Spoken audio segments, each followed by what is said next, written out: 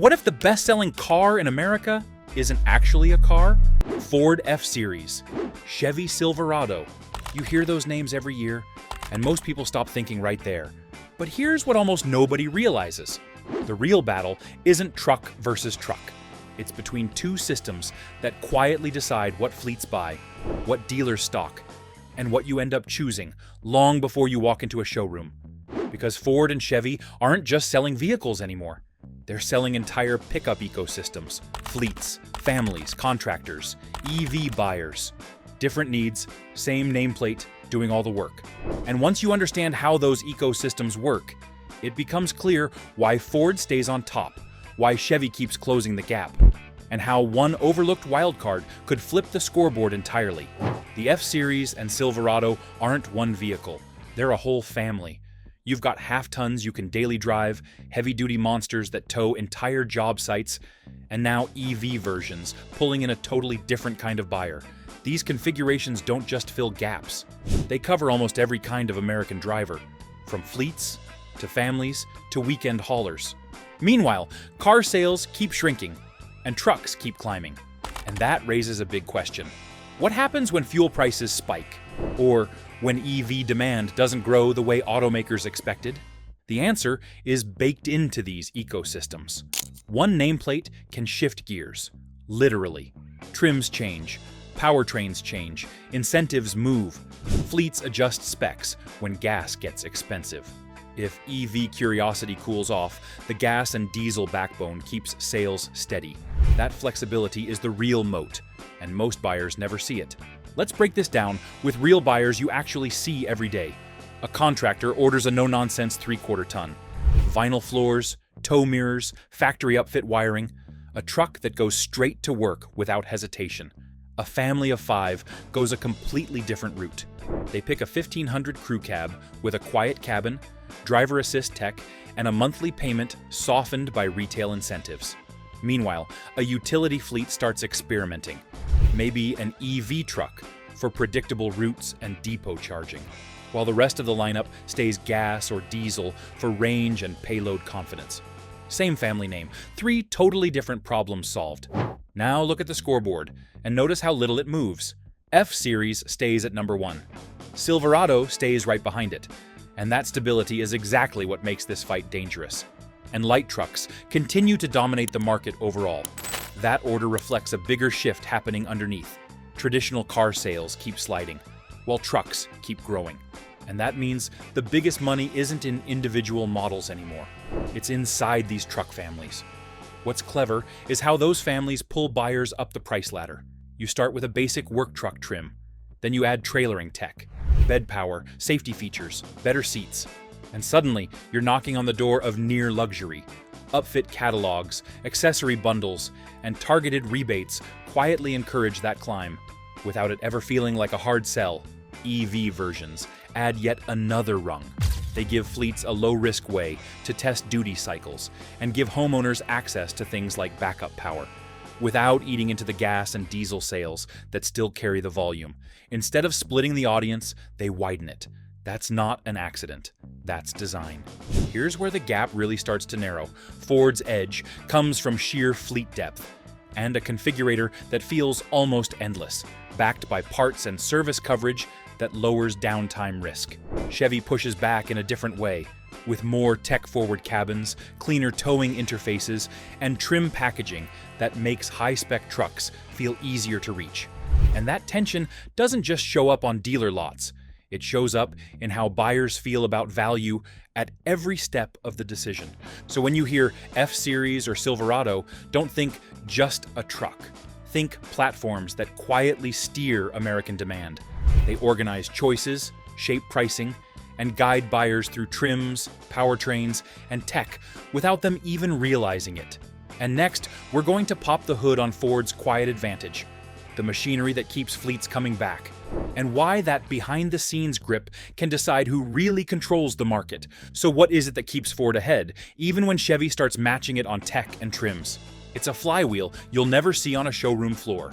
Ford wins a contract, services it fast, keeps the right parts in stock, and then repeats that cycle on predictable timelines. Procurement teams hate surprises. Ford makes avoiding them easy, with standardized ordering, massive dealer coverage, and model updates that don't disrupt existing workflows.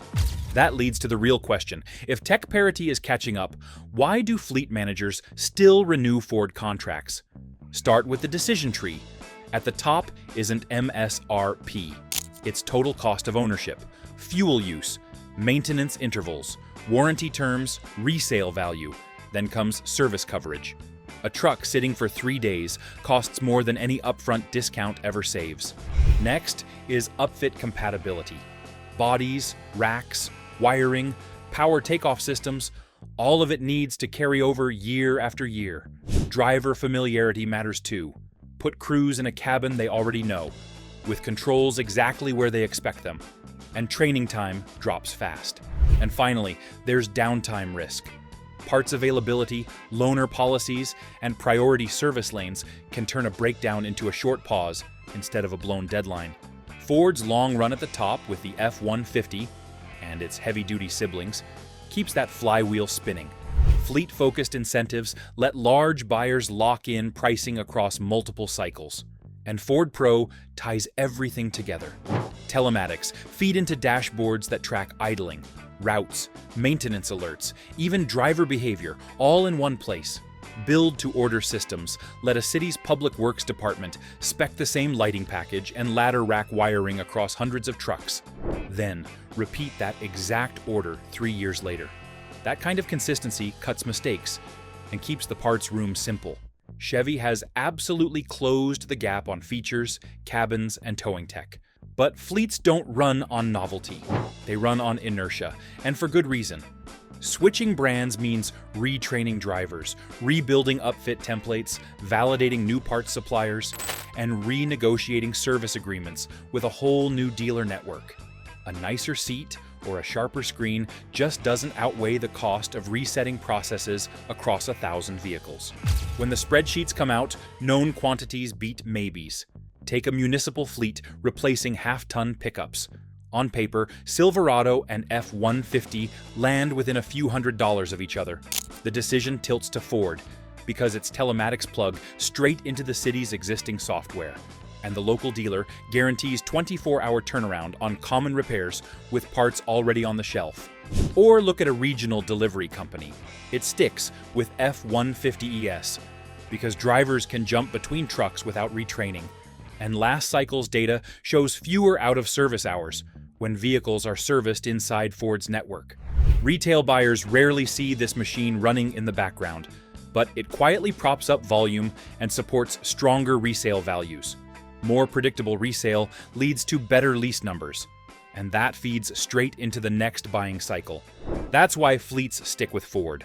Uptime, predictable costs, and lower risk at scale. Now let's shift gears to the retail fight, because this is where Chevy pushes back hard with tech, trims, and one powerful lever that can change the scoreboard. So if Ford dominates fleets, where does Chevy actually fight back? And what number could flip the race almost overnight? The answer is retail. Silverado goes straight after buyers who want modern tech, a cleaner cabin, and serious tow ratings, without stepping into luxury truck pricing. The latest infotainment feels current. Driver assist features are easier to get across the lineup.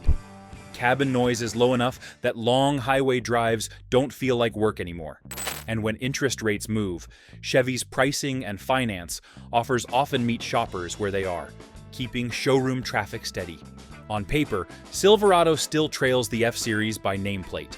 And that's where things get interesting. Is the gap really as wide as it looks? Or are we watching the wrong metric? Picture a weekend tower cross-shopping a half-ton. They're looking at a standard tow package, a big touchscreen, and lane centering. They compare bed power, trailer camera views, and how quickly the navigation reacts when you're backing down a boat ramp. Now switch to a suburban family.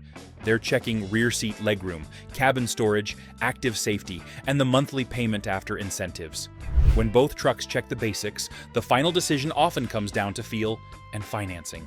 Recent sales snapshots still keep Silverado solidly in second place, but there's a shift happening underneath. More buyers are moving into tech-heavy trims, pulling sales toward the mid and upper end of the lineup. That matters because retail momentum doesn't stop at the sale. It shows up later in trade-in values, resale confidence, and word of mouth. And all of that feeds the next wave of demand. But here's the twist most people miss. It's sitting one showroom over. GMC Sierra. Same platform, same bones, different buyer.